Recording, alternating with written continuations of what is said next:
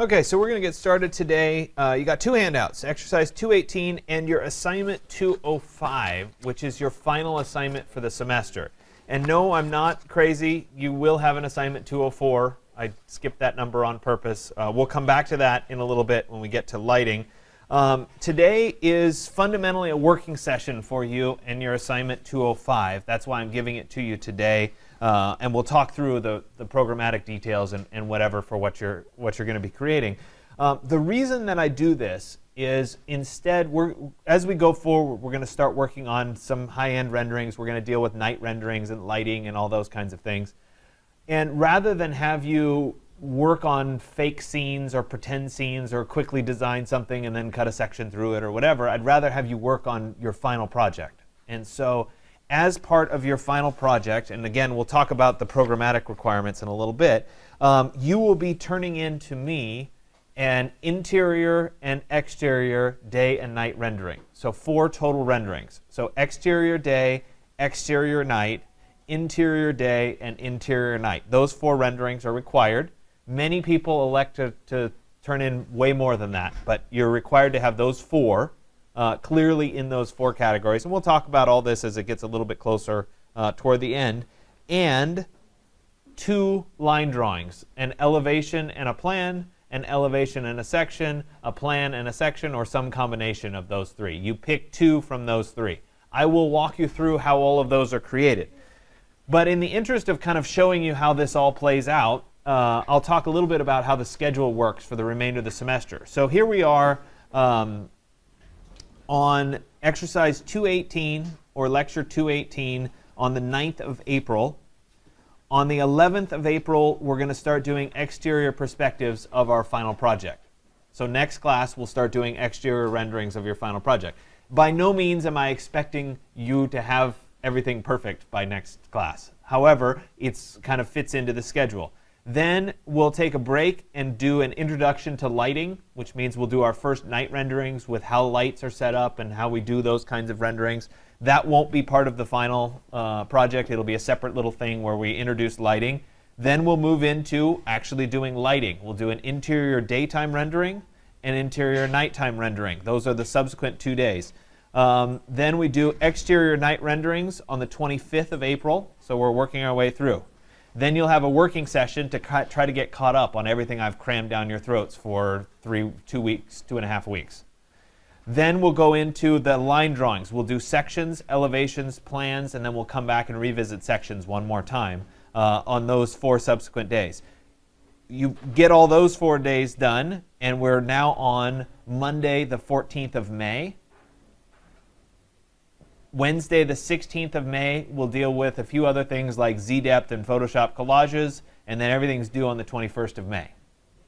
So there's not a lot of time to not be working on the final. Does that make sense? So that's why I'm kind of pushing it right now. The other thing that's happening is the semesters are getting compressed. Next semester, they're cutting 2 weeks out of the semester, and I have to figure out how to make that 2 weeks up somehow. Not sure how that's going to happen. Good news is you guys still have a little extra time. So those working sessions are like bonus time for you. Next semester, they won't get those at all. So that's kind of how it's all going. I will cover everything that's required as part of your final. We will do in class. The key, though, is the more developed and finished your model is, like what we're starting today, the better you'll be for your final because you'll be able to do the stuff I'm talking about when I'm talking about doing it. The other thing that will happen over the course of the next 4 to 6 weeks, however long we have left in the semester, is I'll give you an exercise.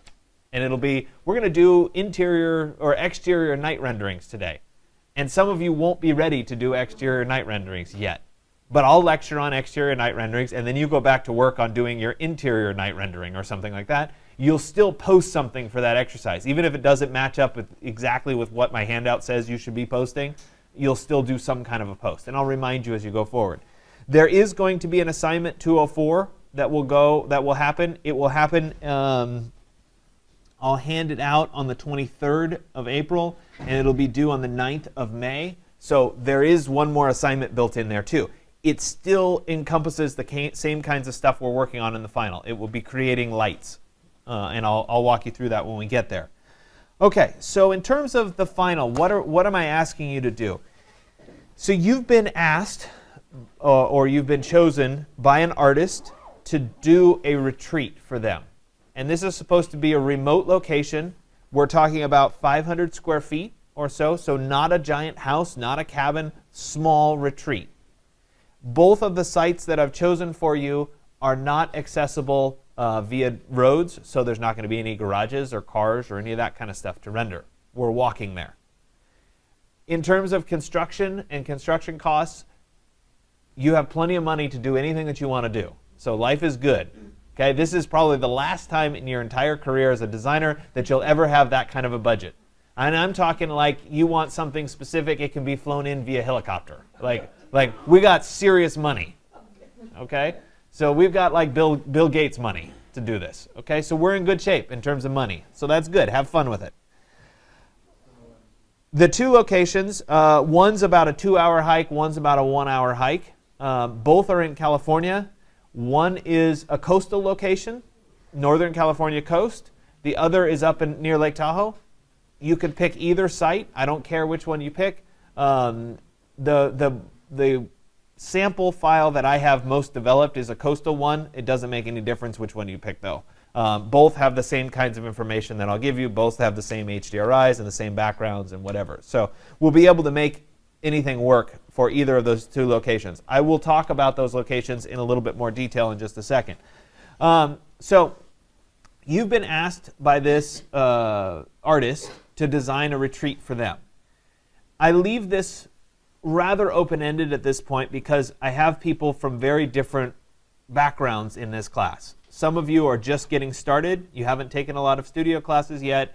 You don't have to feel like the artist has to be something specific, or I have to, I'm not designing Corten steel walls for Richard Serra and it's going to be his building. It's not something like that. If you want it to be simple, you could think of the artist as yourself, because technically you are an artist. It's simple. If you are further along in your studio career, you've taken studios, and you want to try to use this as more of a portfolio piece where you're really trying to develop a good design, etc., go ahead and pick an artist and try to design for that artist, because you'll learn a lot more in that process. So it's designed to be a little bit of a fork. You can take it really literally and try to push that, or you can take the easy route. Either one is open to you. You'll be graded ultimately on the quality of your renderings and the quality of your drawings. So it doesn't have to be complicated, kind of like your chair. That being said, by the way, you are getting grade sheets back today. Sorry, I've been a little slow in that, but I will give them back to you today. Okay, so we're going to begin by really understanding what the two site locations are, spend some time doing background research and really understanding and ultimately choosing which one of the two sites you want to work with, because they are different. And so you have to think about which works for you, which one you want to work with. And then we'll move on, and I'm going to talk through the assignment here in just a second, and then we'll go to the exercise in a little bit. Today, the idea is to model the building itself, the retreat itself. You're going to be modeling that in one file. We will take that file as a block and put it into the site file later. The site file is where all the rendering stuff is going to happen. So what we're doing today, we're not concerned with lights. We are concerned with the model itself, what makes this building the building, and or the materials that are applied to it, the texture mapping. That's what's happening in this file today. Yeah? Are you concerned with can we just do massing? You could start with massing, but ultimately this is the file that's going to be developed into an actual building. For today, sure. We ultimately are going to be cutting sections through this building, so how developed the building is going to help with your sections. So we want it to be well developed. The one thing that I will say, and I probably shouldn't tell you this, but you as being in charge of what renderings you're going to show have a lot of freedom in terms of what you don't show. So if there's pieces of the building, like I'm not really interested in modeling the bathroom, I can have a space for bathroom, but I'm not really going to model it too much, and I'm going to focus all the renderings away from the bathroom so I don't have to show that stuff, you could get away with that. Now, maybe you're really into bathrooms and you really want to model the bathroom and that's a showcase piece in your rendering, that's fine. You could do the interior day or night rendering as the bathroom. I mean, maybe the bathroom is the whole focus of the thing, and so when you're sitting on the toilet, you have the beautiful view. I don't know. In that circumstance, obviously you'd want to render that view. Does that make sense? So you've got flexibility in terms of what you're choosing to show. The drawings hold you a little bit more honest, though, because you have to cut a section, you have to do a plan, you have to understand what's happening in those spaces. So you still need a little bit of those, and we'll walk through that as we go forward. So we're starting with the 3D computer model of the design, and we're going to take that and we're going to put it into the site file, ultimately.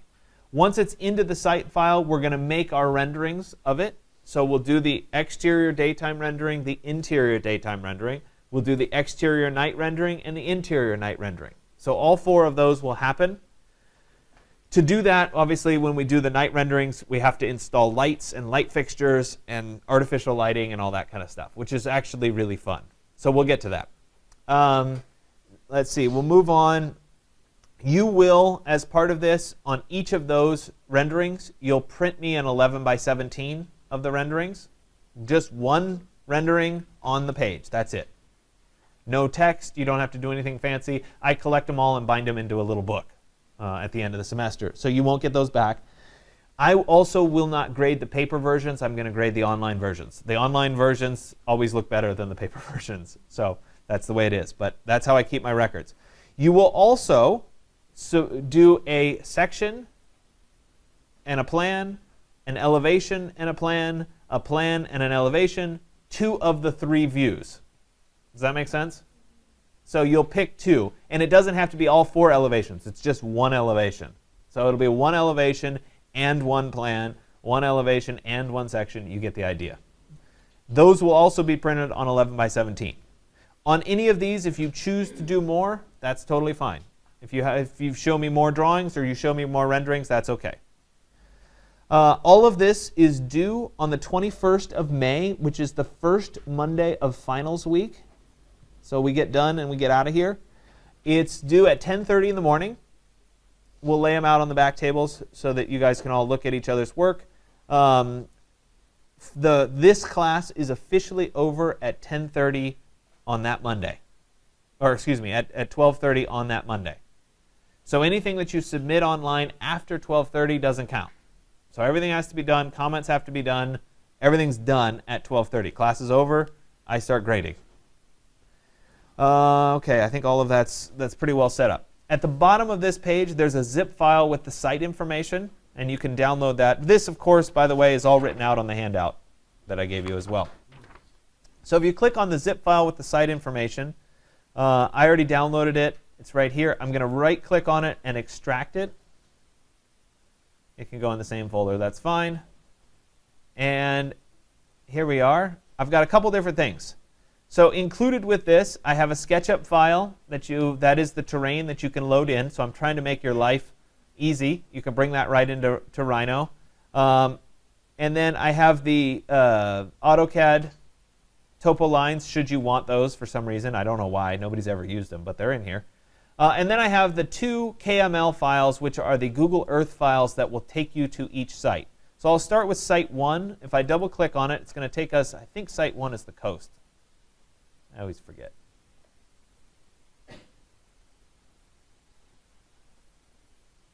Nope, it's the one in Tahoe. All right, so this doesn't show us too much, but we'll zoom out a little bit to get some perspective. Okay, so let's zoom out a little bit more.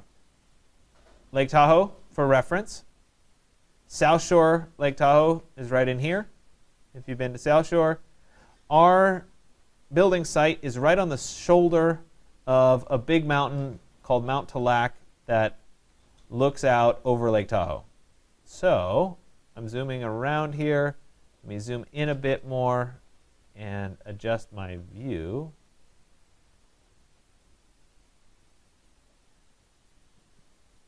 Okay, so here is Talac. That's right there.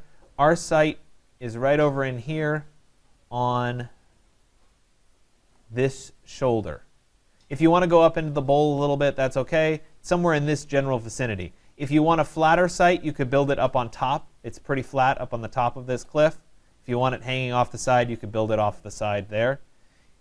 This part, and certainly looking this way, isn't the most spectacular. However, if we spin around a bit, maybe not. Oh, come on. You gotta love that it tanks out on me here.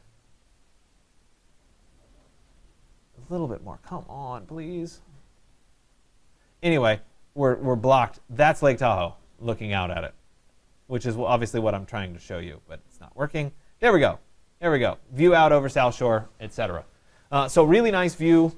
You can obviously take advantage of that. In terms of general conditions of what is happening, God, this is just killing me right now. I'm going to open this again. Hold on.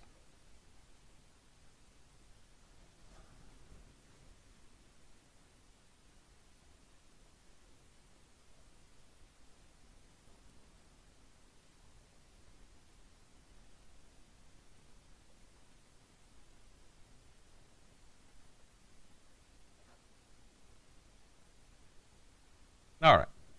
So in terms of general conditions of what's happening here, generally speaking, you have an upslope wind happening in the mornings, and you have a downslope wind happening in the afternoons. So you'll get wind coming across the top of this plain, this flat meadow at the top there, down into the bowl. In terms of sun, we're looking north right now, so the sun's going to swing around behind us. If you're down in this canyon or in this bowl, you're going to have a little bit more shade than if you're up on top. And a little bit more exposed. This area gets lots of snow in the winter. Think 10, 12 feet of snow. So you got plenty of snow in the winter, probably not super winter accessible. If you want some better images to try to look at what's happening here, you can click on these little, switch to the new photos layer.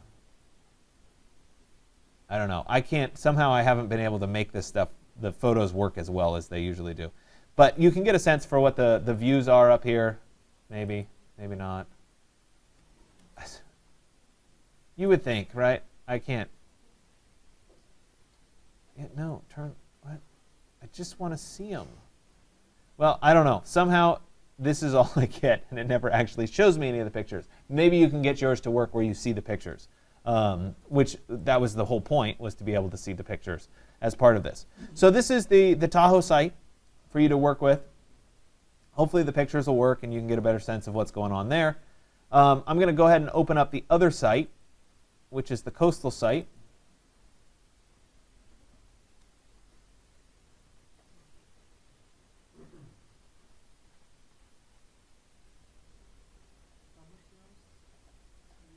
How much snow is usually?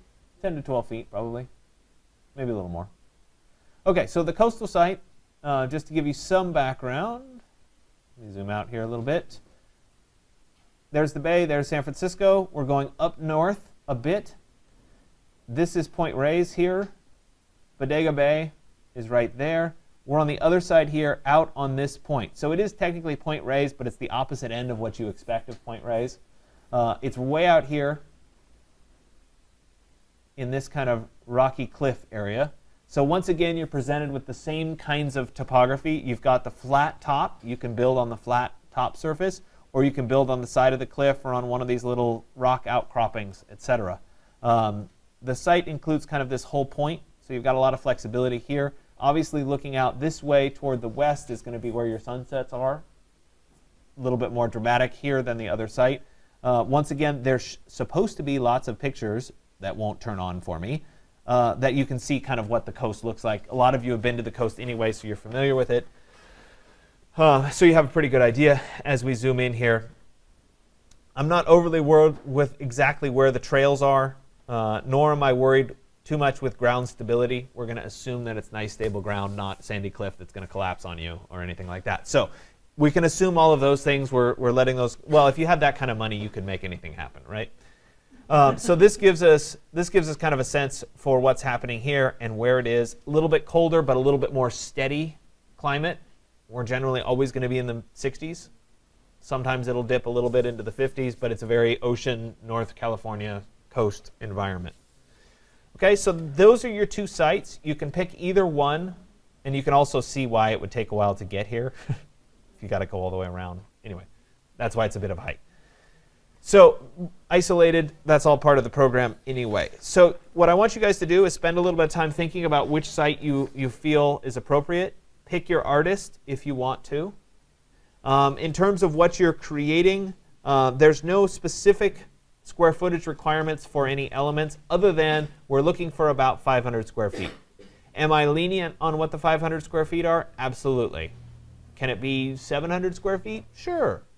If it's 2,000 square feet, you're missing the point. The reason that I suggest and kind of want to push you toward about 500 square feet is I know how much time you have to model, and I know what level of detail you need to put into the model. 500 square feet is about the right amount. So these need to be fairly detailed models. You need to spend time working through all of those details because you're going to be doing high quality renderings. The other thing that I'll add about this is if you want to use objects that have been created by somebody else, I'm okay with that. So you're building the building, but if you want to use furniture that you find on Flying Architecture and bring that in, that's okay. So those kinds of things will enhance your rendering, and I'll talk about finding them and bringing them in anyway as a way of enhancing what the interiors look like. Okay? So today, you guys are tasked with starting this 3D model. It should be in its own file. If you want, you can take a piece of the site and bring it into that file and kind of work with it to have an understanding of what the site conditions are going to be. The truth is you can kind of build it with a little bit of a guess as to, if you think you're going to build on the side of the cliff, obviously it's going to be multiple stories stacked up to create the side of the cliff. If you think you're going to build on top, it's more relatively flat. You get the idea. Trying to think if there's anything else that I need to go over with you. I don't think so. So I'll turn you loose for today. I'm going to pass out your grade sheets and go over them. Most of you have been in my classes before, so you've seen these grade sheets before. You understand what they look like and what to look for. If you have never been in one of my classes, I'll walk you through what's happening on the grade sheet so you can see it. There is a black mark on everybody's grade sheet in one of the boxes because there was a mistake. I catch those sometimes after I print. So it's not a mistake in that it was somebody else's grade. It's a mistake in that it was the wrong column that was showing for your grades. Other than that, it should be fairly accurate. Most of the time, the thing that's bringing people's grades down at this point are a lack of comments. So you should be doing more comments. I believe right now, I think you should have 13 comments. And so that was as of this grade sheet. It's going to go up every day. You do comments today, for example. So it's going to start going up a little bit more. But that's usually where people have a big hole. I don't think there's anything else we need to go over that. So I'll pass those out and get them to you. Remember, next class, the topography's due. I want to have all of those handed in next class. If you have it now, I'll take it now, even though I don't really want it. Okay? Because that just makes everybody who shares my office get really cranky if I have too many of them in there. So that's where we are.